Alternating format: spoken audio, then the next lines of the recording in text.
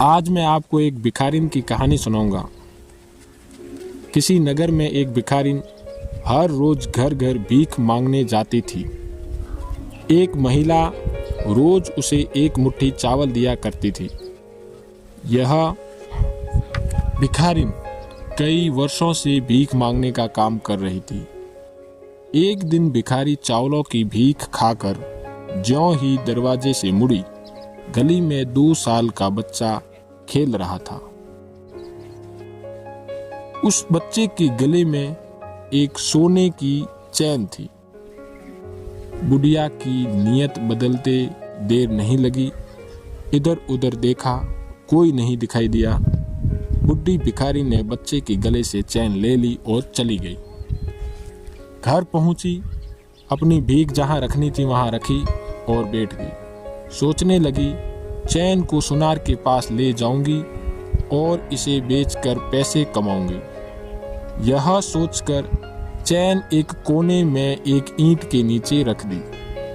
भोजन बनाकर और खा पीकर सो गई। सुबह उठी, फ्रेश होकर सुबह के शांत मनोरम वातावरण में चैन के बारे में जो विचार सुनार के पास ले जाकर पैसा कमाने का आया था, उसमें तुरंत बदलाव आ गया।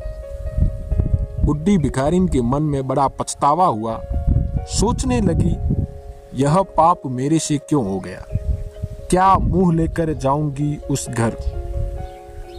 यह सोचते सोचते बुढ़िया ने निर्णय लिया कि चैन वापस ले जाकर उस बच्चे की माँ को दे आऊंगी। बुढ़ी भिखारिन चैन लेकर सीधी वहीं पहुंची। दरवाजे पर बच्चे की माँ खड़ी थी। उसके पांवों में गिरकर, हाथ जोड़कर माफी मांगते हुए कहा कि आप मेरे अन्नदाता हैं। वर्षों से मैं आपके अन्न पर पल रही हूँ। कल मुझसे बड़ा अपराध हो गया। मुझे माफ करें। आपके बच्चे की ये चैन ले लो। चैन को हाथ में लेकर बच्चे की माँ ने आश्चर्य से पूछा, क्या बात है? यह चैन तुम्हें कहाँ से मिली? भिखारिन बोली, यह चैन मैंने ही आपके बच्चे की चुरा ली थी, लेकिन अब मैं बहुत पछता रही हूँ। ऐसा पाप मैं क्यों कर बैठी? वह औरत बोली, नहीं, यह नहीं हो सकता। तुमने चैन नहीं निकाली। यह काम किसी और का है, तुम्हारा नहीं। तुम उस चोर को बचाने के लिए यह नाटक कर रही हो। भिखारिन बोली, नहीं बहन जी, मैं ही चोर हूं। कल मेरी बुद्धि भ्रष्ट हो गई थी। आज सुबह मुझे फिर से ज्ञान हुआ और अपने पाप का प्रायश्चित करने के लिए मैंने आपके सामने सच्चाई रखना जरूरी समझा। यह सुनकर वह औरत दंग रह गई। भिखारिन ने पूछा कि माफ करना, क्या आप मुझे यह बता सकती है कि कल जो चावल आपने मुझे दिए थे वो आपने कहाँ से खरीदे थे? उस औरत ने अपने पति से पूछकर जवाब दिया कि एक व्यक्ति कहीं से चावल लाया था और सुनसान पुल के पास बहुत सस्ते दामों में बेच रहा था। हो सकता है वह चावल चुरा कर लाया हो और उन्हीं चावलों से ही मैंने तेरे को भीख कराई थी।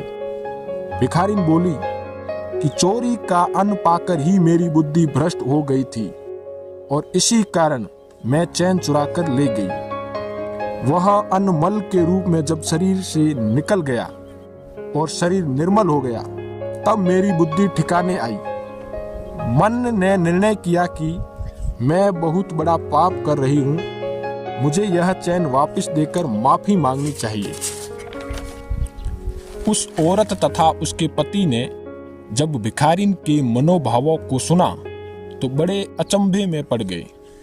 भिखारिन फिर बोली, चोरी के अन्न में से एक मुट्ठी भर चावल पाने से मेरी बुद्धि भ्रष्ट हो सकती है, तो वह सारे चावल खाकर आपके परिवार की क्या दशा होगी? अतः फेंक दीजिए उन सभी चावलों को। उस औरत ने तुरंत उन चावलों को फेंक दिया। बताओ, इस कहानी से आपको क्या शिक्षा मिली और इस कहानी का उचित शीर्षक क्या है?